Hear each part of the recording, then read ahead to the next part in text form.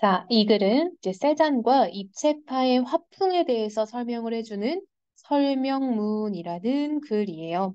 여러분, 설명하는 글은 당연히 설면적 성격을 띠고 있을 것이며 어떤 내용을 조금은 객관적으로 전달하는 특성이 있기 때문에 설명적이자 객관적인 태도의 글이라고 볼 수 있겠죠.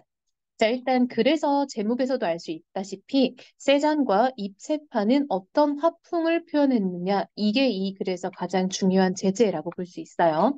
자, 그렇다면 우리가 한번 초반부부터 내용 정리를 좀 해봅시다. 자, 머리말에서는 무슨 내용을 얘기하는지 한번 차근차근 따라가 볼게요. 인상주의자들은 대상에 대해 시각적으로 느낀 인상에 충실하고자 했으며 기하학적인 원근법이나 명암법과 같은 전통적인 규칙에 구애되지 않으려고 했대로 봐봐. 그렇다면 인상주의적 화가들은 기하학적 원근법, 그 다음에 명암법 이런 것들은 사용을 안 했다는 거네요. 자, 우리 한번 색깔로 좀 표현을 좀 해볼게요. 자, 인상주의자들은요, 시각적으로 느낀 인상에 충실하다 보니 기하학적인 원근법이나 명암법 같은 것에는 구애되지 않았다. 즉, 적극적으로 활용하지 않았다라는 거야. 특히 그들은, 여러분, 그들은 인상주의자들죠. 빛이 변화함에 따라 그 빛을 받는 자연 속 대상들의 표면에서 일어나는 색 변화를 표현하려고 했다라는 거죠. 이에 따라 인상주의자들은 윤곽선이나 형태 및 입체감보다는 색채의 효과를 중시했으며 외부에서 관찰한 자연의 순간순간의 모습과 그것에 대한 시각적 인상을 현장에서 화법에 담아내곤 했다라는 거죠.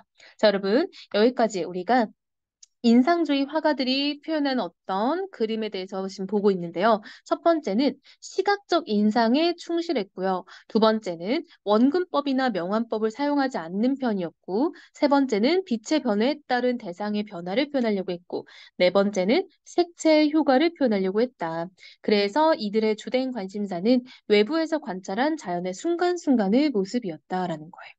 자, 인상주의 대표적 화가인 모네가 예시죠.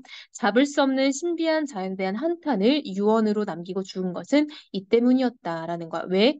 순간순간의 모습을 표현하고자 했던 사람들로서는 그걸 내가 다 담지 못하는 것에 어떤 한계를 느꼈던 거죠.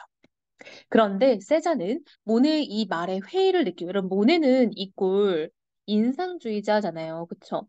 그러니까 세자는 인상주의 화가인 모네의 이 말에 뭔가 회의감, 뭔가 약간 현타를 느꼈다는 거야. 인상주의자들이 추구했던 눈으로만 파악한 감각 세계의 혼란스러운 모습에 정신적인 구성과 지적인 질서를 부여하고자 했대요. 자, 그럼 봐봐. 그럼 눈으로만 파악한 감각 세계라는 거는 인상주의 화가들의 입장이었던 거야. 거기에 대해서 누가 세자는요, 정신적인 구성과 지적인 질서를 부여하고자 했대요. 자, 이거는 누구? 세잔이었다라는 거예요. 자, 이제 그냥 본격적인 이야기에 들어가겠다. 그쵸? 본론입니다. 세자는 대상 표면의 색이 변한다 하더라도 입체적인 구조는 변하지 않는다라고 생각했대요. 자, 색의 변화는 있지만 구조의 변화는 없다라는 거죠. 자, 이러한 생각에서 감각적 경험과 지적 원리가 결합된 미술을 만들어내려고 했대. 그래서 견고하고 영구적인 모습으로 물체들을 나타내고자 하였다. 그림이란 선, 면, 세계 구성으로 이루어진 조형 세계라는 관점에서 지적이며 합리주의적인 세계를 만들어내려고 했다라는 거죠. 자, 이게 바로 세잔의 그림이었다라는 거예요. 이런 관점에서 세자는 모든 자연 속의 대상은 원통, 원뿔, 구로, 환연하여 나타내야 한다는 유명한 말을 남겼으며 그 나름대로 독특한 공간 구성법을 실현하였대요. 그의 그림 사과와 오렌지가 있는 정물은요. 자, 여러분 여기 지금 구체적인 예시를 사용하고 있는 거죠. 세잔의 어떤 그림을 직접적으로 예시로 사용을 하고 있어요. 인상주의 그림들에 비해 무겁고 단단해 보인다. 이게 특징이래요. 무겁고 단단해 보인다. 이게 바로 뭐다? 세잔의 그림 특징이에요. 자, 그중에서도 무슨 그림? 그치. 사과와 오렌지가 있는 정물이라는 특징인 거죠. 자, 이어서 인상주의 화가들이 사용하던 잘게 쪼갠 색점들이 아닌 넓게 바른 색면들로 입체적인 형태를 나타냈기 때문이다라는 거야. 자, 이렇게 넓게 넓게 색을 발랐대요. 또한 전체적으로 안정감이 있고 화면이 꽉 찬 느낌을 준대요. 자, 이게 뭐야? 이 그림의 특징을 지금 얘기를 하고 있는 거죠. 이렇게 그것은 세잔이 사과, 오렌지, 꽃병, 식탁보 등의 물체를 원통, 원뿔, 구 같은 기하학적 형태를 염두에 두고 그리면서 공간을 구성했기 때문이다. 자, 여러분, 세자는요, 그림을 그릴 때 이러한 사물들을요, 기하학적인 형태를 염두에 두고 그림을 계속 그렸대요. 그러한 이유로 뭐 안정감이 있고 화면이 꽉 찬 느낌이 들었다라는 거야. 그쵸? 이 이유로 이런 특징이 생겼다라는 거예요. 요게 이유예요. 한편 그림 안에서 이상하게 왜곡된 표현들도 많이 발견할 수 있대. 왜곡된 표현들이 있다. 이게 또 특징이라 볼 수 있겠죠? 자, 꽃병은 살짝 기울어져 있고 꽃병 왼쪽에 오렌지를 담은 접시는 꽃병이나 식탁보와의 관계에서 볼 때 홀로 떠 있는 듯이 보인다. 이런 것들이 약간 좀 왜곡된 느낌이죠. 그 밑에 있는 사과를 담은 접시는 비드슴이 세워져 있어 금방이라도 사과들이 굴러떨어질 것만 같다. 그리고 식탁보 및 왼쪽 탁자면과 오른쪽 탁자면의 높이가 맞지 않아 마치 두 개의 탁자가 있는 것처럼 보이기도 한다. 여러분, 이게 다 뭐야? 이게 다 어떤 왜곡된 모습들인 거죠. 이러한 것들이 그림에 나타나 있다라는 거야. 이러한 이상한 점들은, 자, 이러한 이상한 점들 뭐 말하는 거야? 그치. 왜곡된 표현들을 말하는 거죠. 모두 종전의 원근법적 그림들이 지켜온 규칙으로부터 벗어났기 때문이다. 자, 여러분, 이런 것들이 이상하게 느껴지는 이유는 뭐다? 원근법적인 특징을 다 무시했기 때문이다라는 거야. 이게 이유에 해당하겠죠. 세자는 원근법적 그림에서처럼 어떤 하나의 대상의 중심을 두고 다른 대상들을 통일하여 나타내지 않았다. 대신 각각의 물체를 충실하게 묘사하여 이게 세장 그림의 특징인 거죠. 전체적으로 견고하고 안정감 있으며 꽉 찬 느낌을 줬대요, 여러분. 자, 물체를 충실하게 묘사하니까 견고하고 안정감 있는 느낌이 드는 거죠. 그렇기 때문에 이 그림에서는 어떤 하나의 물체가 두드러지지 않는다. 원근법이 우리의 시점과 시선의 중심으로 화면 안의 통일성을 나타내는 방법이라면 세잔의 그림은 대상이 되는 물체를 중심으로 공간을 구성하는 방법을 사용했다라는 거죠.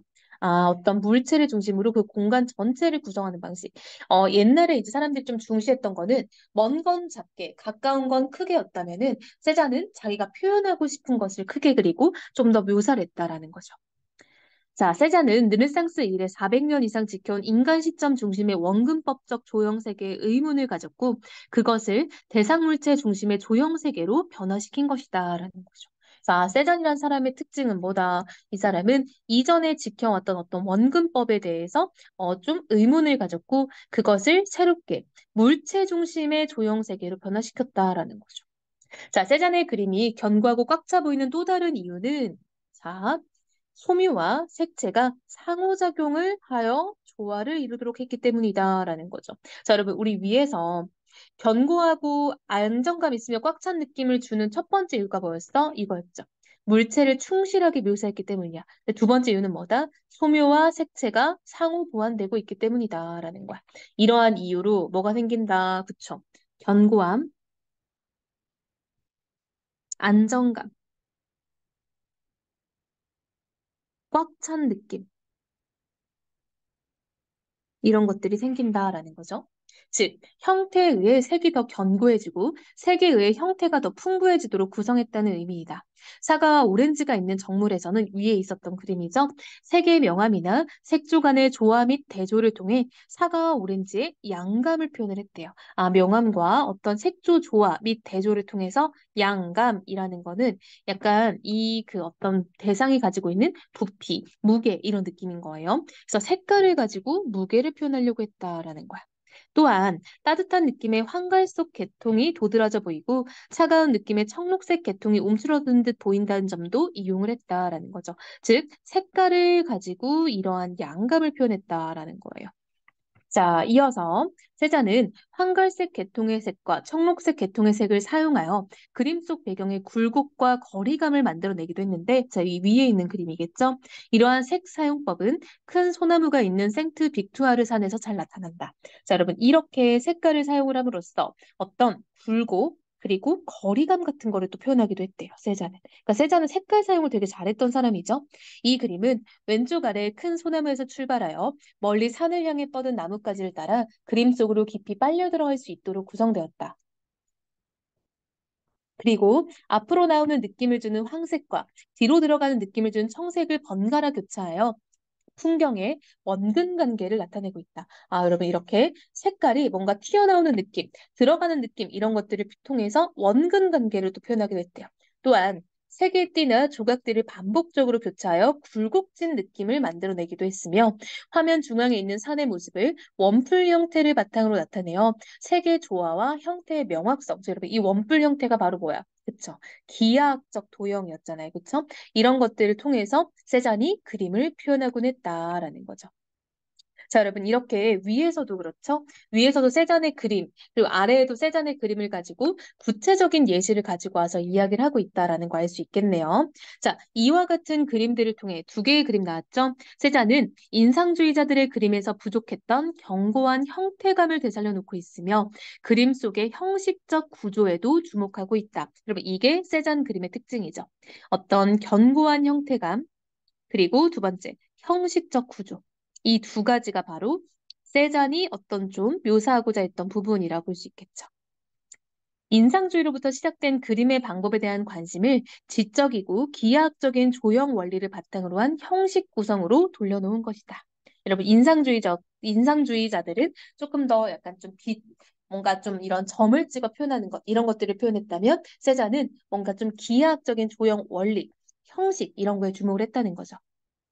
눈에만 의존하던 인상주의의 감각적인 미술과는 달리 세잔의 그림은 사회를 통한 물체의 이해와 표현이라고 할 수 있다라는 거죠. 그럼 뭐뭐와 달리 이런 거는 차이점을 부각하는 방식이라고 할 수 있겠죠. 세잔의 이러한 방법은 이후 기하학적이고 합리주의적인 미술 경향들로 이어지는데 그 대표적인 예가 입체파이다라고 해서 여러분 여기까지가 지금 하나의 이야기 구조가 끝났다라고 볼 수 있겠죠. 자, 여러분 여기까지가 세잔에 대한 이야기였어요. 자, 이제 그럼 무슨 얘기 나오겠어? 이제부터는 입체파에 대한 이야기가 나오겠죠. 세잔이 인상주의의 감각적 경험을 지적인 원리와 조화시키려고 했다며, 그죠? 이게 세잔의 어떤 목표였죠? 자, 이번에는 우리가 입체파를 봅시다. 입체파는 지적인 원리를 보다 더 강조했대요. 아, 그러니까 얘도 여러분 봐봐. 지금 세잔과의 공통점은 있어. 자, 공통점은 뭘까? 그치. 자, 입체파도요. 지적인 원리를 강조했다라는 점에서는 공통점이라 볼 수 있어요. 세잔과의 공통점이야. 하지만 누가 더 강조했냐라고 한다면은 입체파가 좀 더 강조했다라는 거죠. 물체의 형식적 구조에 관심을 집중하여 세잔의 물체 중심적인 생각을 한층 더 심화한 것이다. 입체파 화가들은 그림의 대상인 물체를 전후좌우 360도 각도에서 바라보고 그 모습을 기하학적인 형태로 분석하여 해체한 후 화면 위에 재구성하는 방식을 썼대요. 아, 물체를 여기저기서 뜯어서 보고 그것을 재분석해서 해체하고 다시 재구성하고 이런 것들을 좀 사용했다라는 걸 알 수 있겠죠. 하나의 시점에서 바라본 모습으로는 물체의 조형적 형태를 완전하게 나타낼 수 없다고 생각했기 때문이다. 그런 점에서 입체파는 같은 시기의 야수파나 표현주의가 인간 내면 세계에 관심을 보인 것과는 달리 차이점이죠. 대상 물체에 대한 조형적 탐구, 그쵸, 여러분? 뜯어서 해체해서 보는 거잖아. 그걸 통한 화면 구성, 재구성하는 거죠. 이것에 관심을 보였다라는 거죠. 입체파가 브라크의 기타를 친 여인을 보자라고 여러분 또 예시 나오고 있습니다. 기하학적인 형태들이 겹쳐 있어 복잡하고 기묘해 보인다. 그쵸, 여러분? 뭔가 형태를 뜯어가지고 재구성했으니까요. 처음 이 그림을 보았다면 도대체 무엇을 나타내려 한 건지 당혹스러울 수도 있다. 하지만 이 그림에서 중요한 것은 그림의 대상이 무엇인지가 아니다. 그보다 어떻게 화면을 구성했는지에 주목해야 한다. 즉, 미술을 바라보던 전통적인 관점에서 벗어나 새로운 관점에서 바라볼 필요가 있는 것이다. 그쵸, 여러분? 자, 중요한 건 뭐냐면요. 우리가 이전에 보던 관점을 벗어 던지고 새로운 관점에서 봐야지 입체파의 그림을 볼 수 있다라는 거예요. 그래서 이거는 입체파의 그림을 볼 때 필요한 태도겠죠. 그림 감상의 태도라고 할 수 있겠네요. 기타를 치는 여인에서 알 수 있듯이 입체파 그림에서는 물체의 흔적들이 기하학적인 화면과 평면적 구성 속에 해체되어 버리면서 세잔의 그림에서 볼 수 있었던 물체의 견고함은 사라졌다라는 거죠. 세잔이 감각적인 사실 묘사의 바탕을 두고 기하학적인 요소들을 결합하려 했다면, 여러분 여기까지 세잔 이야기예요. 입체파는 감각적인 면보다 기하학적인 화면 구성을 더 강조한 것이다. 피카소의 작품 앉아있는 사람의 경우에도 그림 속 인물이 형체를 알아보기 어려울 정도로 분석, 해체되어 있어. 이게 입체파의 특징이죠. 마치 기하학적 형태들로 만든 사람 모형처럼 보인다. 언뜻 보기에는 전혀 의미가 없는 형태들을 뒤죽박죽으로 섞어놓은 것처럼 보이기도 한다. 입체파 그림에서는 어느 시점을 기준으로 하느냐에 따라 화면의 공간 구성이나 구성 요소들의 상대적인 위치가 달라진다. 이것은 관찰하는 대상을 완전하게 파악하기 위해서는 전후좌우 등의 모든 시점에서 본 형태와 색채들을 종합해야 한다는 것을 의미하며 관찰자의 위치를 고정하고 한 시점으로만 대상을 파악한 일점 원근법을 부정하는 것이다. 여러분 이거는 세잔도 마찬가지였죠. 세잔도 원근법을 부정하는 사람에 속했잖아. 그쵸? 세잔과의 공통점이라 볼 수 있겠죠. 실제로 우리는 원근법의 방식과 다르게 대상을 관찰하고 파악한다. 우리의 눈은 전후좌우로 끊임없이 움직이면서 다양한 시점과 시각으로 물체와 공간을 파악하고 그 전체의 모습을 구성해낸다. 입체파의 방식은 이처럼 우리가 실제로 대상을 관찰하는 방식에 따라 다시점으로 물체를 나타내고 공간을 구성하려 한 것이다. 자, 그럼 봐봐. 우리가 실제로 살아가면서 사물을 다양한 각도에서 보잖아요. 입체파 역시 이러한 우리의 실생활의 어떤 다양한 각도의 관점을 담아냈다라는 거죠. 세잔과 입체파의 작품들은 기존과 다른 미술에 대한 새로운 관점을 담고 있다. 여러분, 이게 좀 특이점이다라는 거죠. 자, 기존과는 다른 새로운 관점을 담고 있기 때문에 우리도 이들처럼 새로운 관점에서 본다면 어떤 결과를 얻을 수 있을지를 생각을 해보자라는 거죠. 자, 여러분, 이건 뭐야? 그치? 지금 의문형으로 제시를 하고 있는 거죠. 자, 의문형으로 제시를 함으로써 독자에게도 한번 생각할 시간을 주는 거예요. 주의를 환기하고 있다라는 거 보이죠? 가령 예시입니다. 지금까지 무엇을 그렸는가의 관점에서 주로 그림을 감상해 왔다면 앞으로는 화면을 어떻게 구성해내고 있는가의 관점을 통해 그림을 감상해 볼 수 있을 것이다. 그렇게 새로운 관점을 지니면 전혀 다른 미술 세계를 경험할 수 있을 것이다. 라고 해서 여러분 글쓴이는요. 세장과 입체파의 화풍, 을 이야기함으로써 이들이 이전과는 다른 그림을 그렸다라는 거죠. 이전과 다른 어떤 방식을 쓴 사람들이죠. 이걸 통해 우리도 뭐 할 수 있다? 새로운 감상 태도를 가질 수 있다. 라는 거를 얘기하고 있는 거 알 수 있겠죠? 자, 그래서 일단은 주된 내용은 세장과 입체파가 나오고 있지만 지금 앞서서 인상주의와 세잔을 비교하면서 이야기를 했고요. 또 세잔과 입체파가 비슷한 점도 있지만 달라진 점도 있다라는 것들을 지금 강조하고 있어요. 자, 여러분, 시간의 흐름에 따라 미술사가 어떻게 변했는지가 드러나 있죠. 이런 걸 우리가 시간을 관통한다라고 해서 통시적 관점이라고 해요. 그래서 통시적 관점에서 미술사에 대해서 이야기를 하고 있다도 알 수 있겠네요. 자, 영상이 끝나도 다시 한번 글을 읽어보면서 궁금한 게 있다면은 정리해서 질문을 하면 좋을 것 같아요.